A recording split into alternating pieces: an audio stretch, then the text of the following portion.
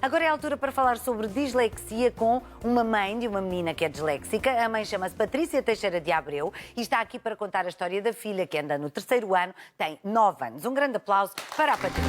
Olá, bom dia. Como está, Patrícia? Bem-vinda, muito obrigada. Obrigada eu, Tânia. Sim, olha, Patrícia, vamos aqui começar por perceber que estamos a falar da sua filha mais nova, tem 3 filhas, não é? Certo. E, portanto, nenhuma das duas mais velhas tinha tido alguma questão com a escola até à data? Nada. São as duas mais velhas excelentes alunas, Sim. sem qualquer problema. E, portanto, foi uma enorme surpresa quando eu percebi que a Francisca era disléxica. Mas o que é que começou a notar na Francisca que desse para perceber que havia ali alguma diferença na aprendizagem? A Francisca entrou na escola nos 6 anos, portanto, estava naquela fase da aprendizagem da leitura e começou a ter algumas dificuldades. Eu, como sou mãe de 3 filhas, não sou uma mãe estressada, nem muito preocupada, portanto, fui acompanhando, mas pensei que era o timing dela e, portanto, que era uma coisa que seria passageira. E, entretanto, um dia fui falando com a professora, sempre, Sim. não é? E a professora um dia disse-me, olha, eu acho que a sua filha poderá ter aqui um problema cognitivo. E eu nesse dia fiquei completamente também pensa sempre no pior, não é? atordoada, nem sabia muito bem o que era aquilo. Eu perguntei o que podia ser, a professora disse-me, olha, pode ser dislexia. Eu conhecia da dislexia só exclusivamente o que eu sabia que era uma... Trocavam letras. Trocavam letras, portanto era só isso. E saí da escola completamente atordoada, a pensar o que é isto, afinal, porque é que eu não dei conta? Sim. E então fomos à pediatra, a pediatra disse-nos para fazermos uma avaliação com uma terapeuta da fala e eu fui fazer com a Francisca essa avaliação. Mas são testes um bocadinho duros, não é? E complicados e densos. Sim, é assim, eu nem gosto muito de me lembrar dessa avaliação, porque são 2 horas ou 2 horas e meia em que Com uma estamos a criança ver... de 6 anos? De 7 anos, ela na altura tinha 7 anos, em que eu estava a ver a minha filha a falhar consecutivamente, com um cansaço grande, e eu a pensar, mas o que é que eu não dei conta? Porquê é que isto está a acontecer? E às tantas, no meio da terapia, começam a cair as lágrimas, o que é que se está aqui a passar? Mas a médica descansou logo, não foi? E a terapeuta, que foi impecável, tirou um lenço e disse, olha, todos choram, vai correr bem. Exatamente. E eu acho que isso, na altura, me deu ali uma força grande. E pronto, e depois, passado uma semana, vai o relatório e, de facto, a Francisca é disléxica. E a terapeuta disse-me, olha, ela vai ter que fazer um acompanhamento semanal e depois vai ter que trabalhar todos os dias, porque isto não é uma doença, mas isto é uma coisa que não tem cura, portanto, mas tem que ser sempre trabalhada, portanto, Claro. precisa aqui de um trabalho adicional. E eu disse-lhe, ok, eu vou ver se os avós podem trazê-la à terapia. Pois é, porque mãe com as 3 e com idades diferentes e a trabalhar, e uma pessoa já às vezes sabe Deus os horários que temos que saber gerir, ainda mais um extra. Mas nunca falharam. Quando eu disse isso à terapeuta, ela disse, não está a perceber, a mãe tem que estar presente na terapia, porque aquilo que nós vamos fazer é um trabalho continuado. Portanto, é um trabalho em que vamos estar aqui as duas e depois vai trabalhar em casa todos os dias com ela. E eu pensei, isto não vai ser possível, porque eu tenho uma família monoparental, 3 filhas, um trabalho intenso, como é que eu vou conseguir gerir isto? Mas a verdade é que se consegue perfeitamente gerir e nós trabalhamos 365 dias por ano e tem corrido lindamente e ela tem evoluído imenso. Claro, e não há nada que com muito trabalho e muito amor não se consiga avaliar. Nós estamos a falar de dislexia, mas eu julgo que haja muitas pessoas ainda em casa que não sabem de que é que estamos a falar. Tal como nós, não é? E, portanto, quando ouvimos falar de dislexia, falamos desta troca de letras ou de... as crianças, muitas vezes, estas crianças acabam por ser mais tímidas, não é? Têm uma baixa autoestima e escondem-se um bocadinho por trás das outras e dos cadernos porque têm vergonha de falhar. É assim, a dislexia é uma dificuldade na descodificação das palavras, ou seja, ao ler um texto, aquilo que para nós é automático, para eles implica um esforço enorme. Portanto, são miúdos que normalmente se cansam muito, são miúdos que, como é tão difícil ler, as notas às vezes não são boas e, portanto, isso causa-lhes uma ansiedade grande e uma autoestima baixa. Portanto, um dos principais trabalhos que se deve fazer com as crianças disléxicas é precisamente trabalhar a autoestima.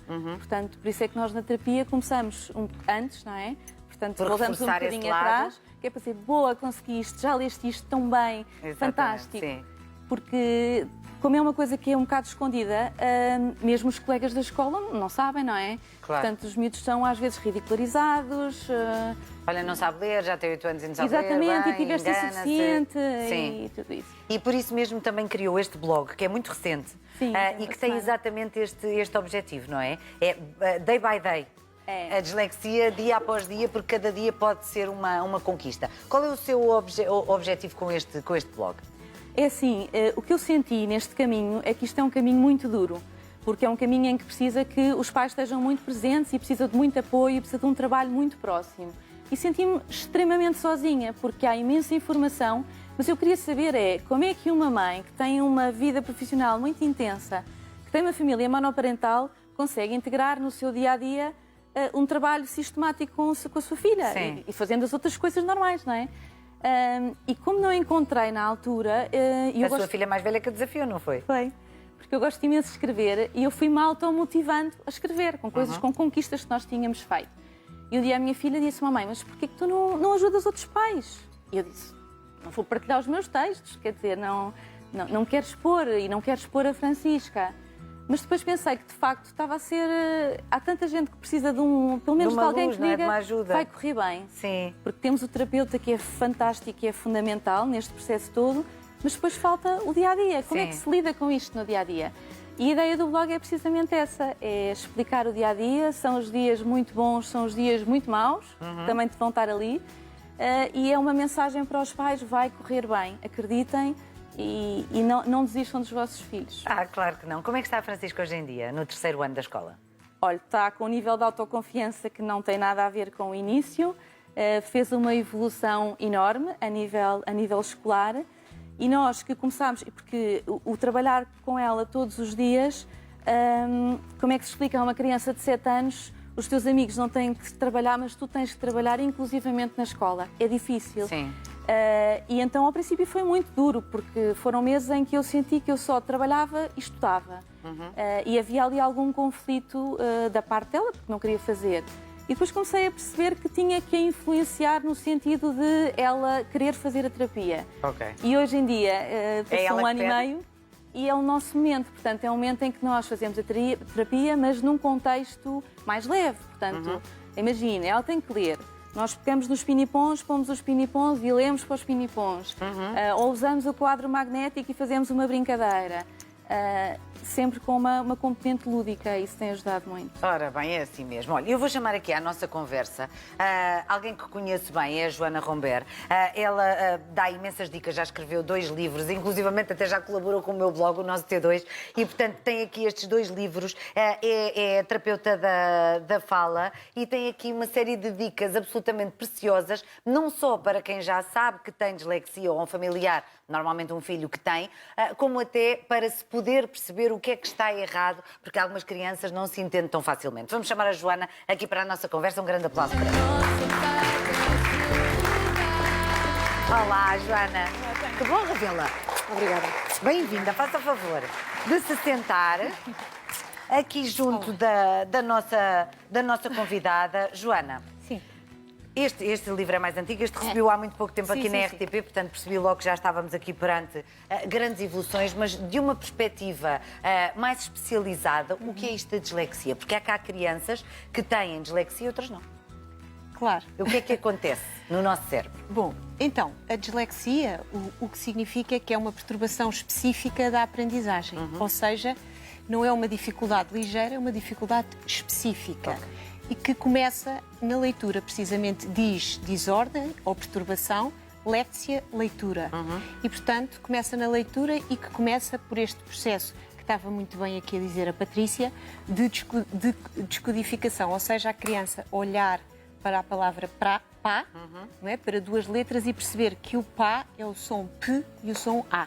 E depois, a partir daí, através desta descodificação, a criança começa a descodificar mais rápido, começa a ter mais fluência na leitura, a ler mais rapidamente, com precisão, ou seja, a ler as palavras corretamente e a compreender o texto. Portanto, uma criança com uma dislexia começa pode ter dificuldades, tanto na descodificação, como no ritmo, na leitura, como a compreender e depois isso ter um impacto também na escrita, em termos de ortografia ou em termos da produção de textos escritos, da organização de ideias.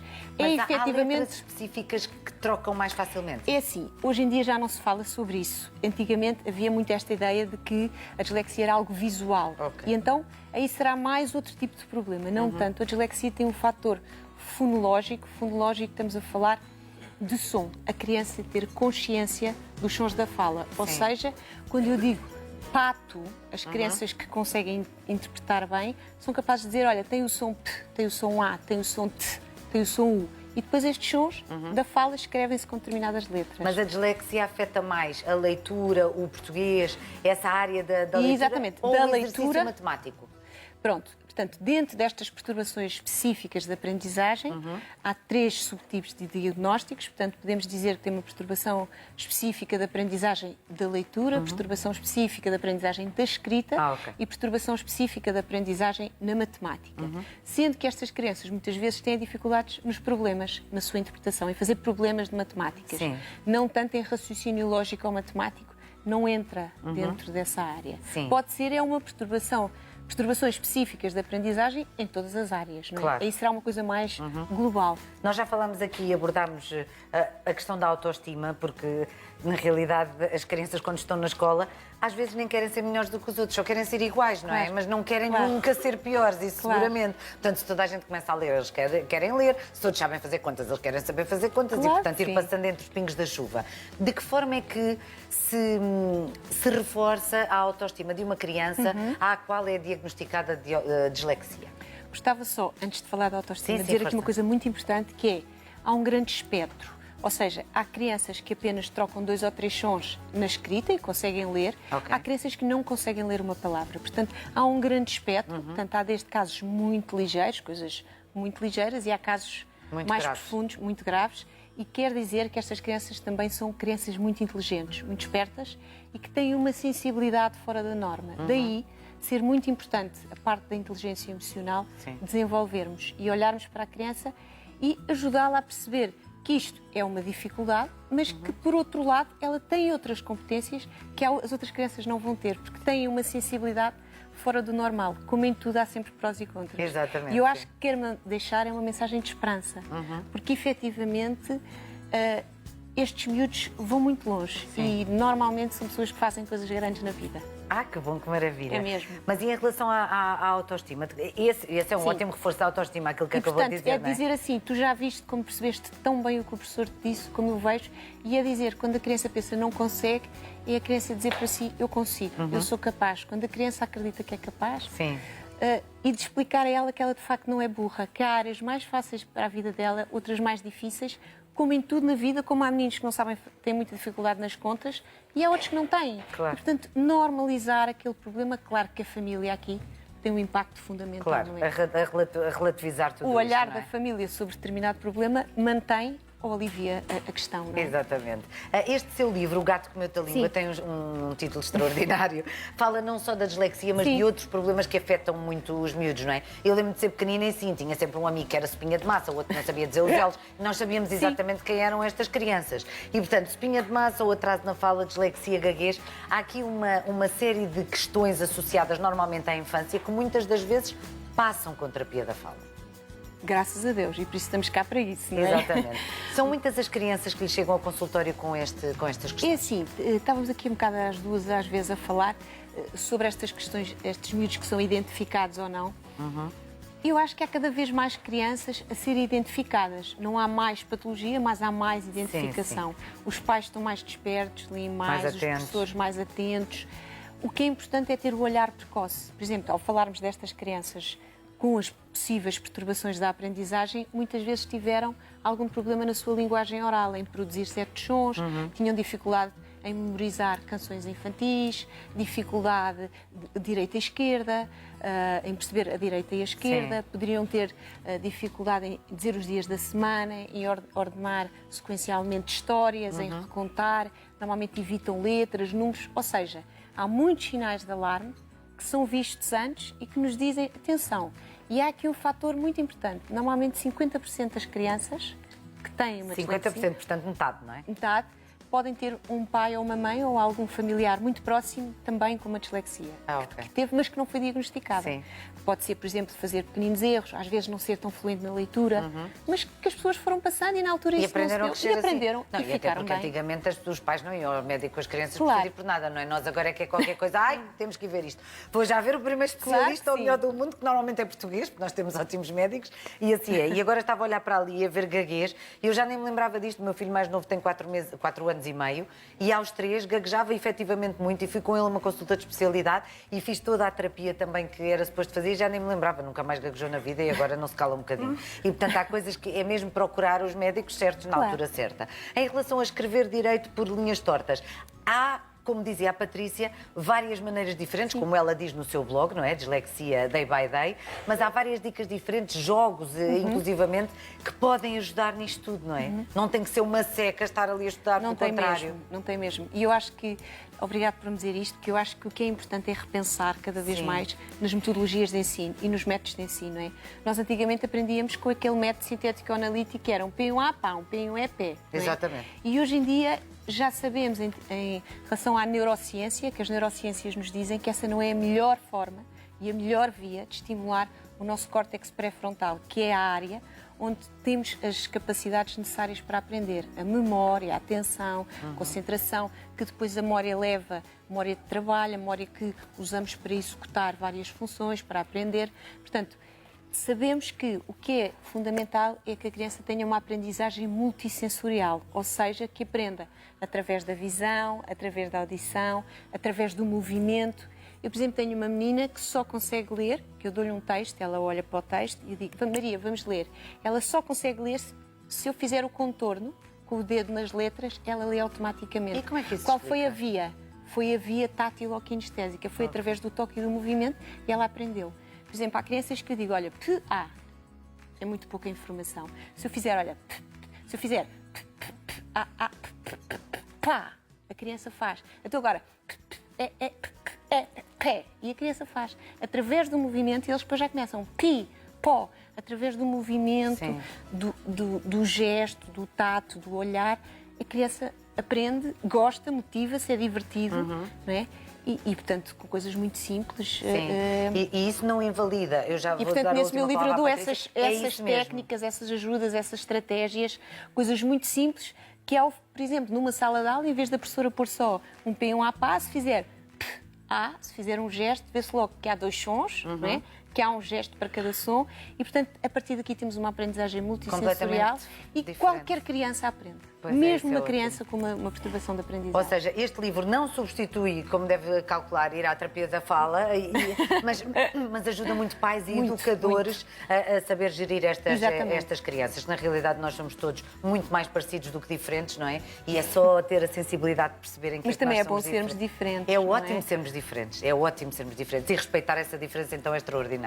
Patrícia, acredito que este tipo de dicas também a ajude muito enquanto mãe. Tenho conhecido outras mães que passam pelo mesmo também com as dificuldades inerentes ao facto de ter um filho disléxico. É porque já fazer trabalhos de casa é muito complicado, no final de um dia de trabalho, não é? Mas com um filho que tem algumas questões, há de ser ainda mais complicado. Eu vou usar esse livro imenso porque acho que me vai dar umas dicas ótimas para trabalhar com a Francisca.